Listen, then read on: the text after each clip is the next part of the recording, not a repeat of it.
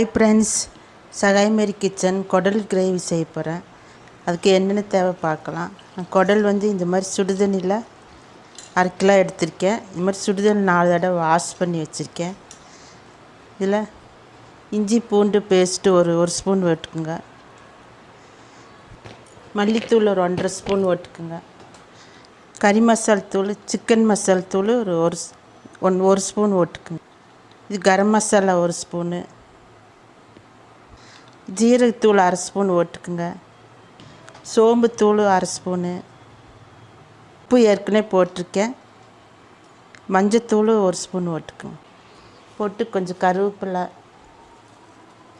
மிளகாத்தூள் 1 ஸ்பூன் போட்டுக்குங்க.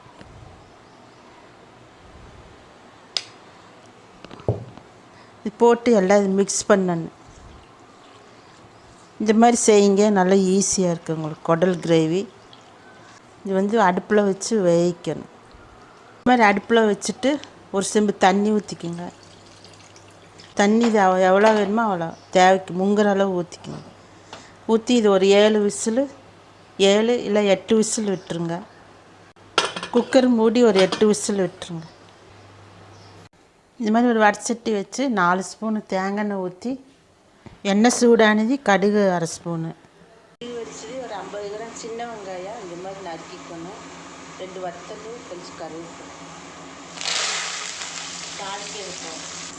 போட்டு நல்லா கிண்டி விடுங்க.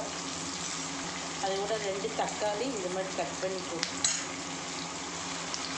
தக்காளி கொஞ்சம் நல்லா வணங்கி வரணும். தக்காளி வெங்காயம் கொஞ்சம் 10 நிமிஷம் வணங்கிட்டு இந்த மாதிரி வணங்கினா போது, ரொம்ப வணங்க வேண்டாம்.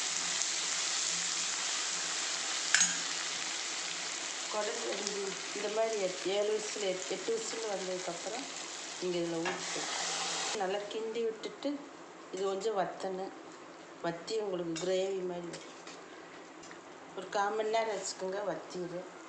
இந்த மாதிரி வணங்கினதுக்கப்புறம் குடல் 1/2 ஸ்பூனு மிளகுத்தூள் போட்டுக்குங்க. 2 ஸ்பூன் தேங்காய் இந்த மாதிரி சீவி போட்டுக்குங்க. சீவி போட்டு இந்த மாதிரி பண்ணுங்கள். நல்லா டேஸ்ட்டாக இருக்குது. குடல் நல்லா டேஸ்ட்டாக இருக்குது. நீங்கள் ட்ரையாகவும் செஞ்சுக்கலாம், கிரேவியாகவும் செஞ்சுக்கலாம்.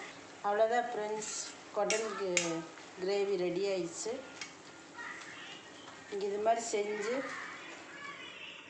இந்த மாதிரி பொடியெல்லாம் போட்டு செஞ்சு சாப்பிட்டு எப்படி இருக்குன்னு எனக்கு கமெண்ட் பண்ணுங்கள், லைக் பண்ணுங்கள், ஷேர் பண்ணுங்கள், சப்ஸ்கிரைப் பண்ணுங்கள் ஃப்ரெண்ட்ஸ். ஓகே.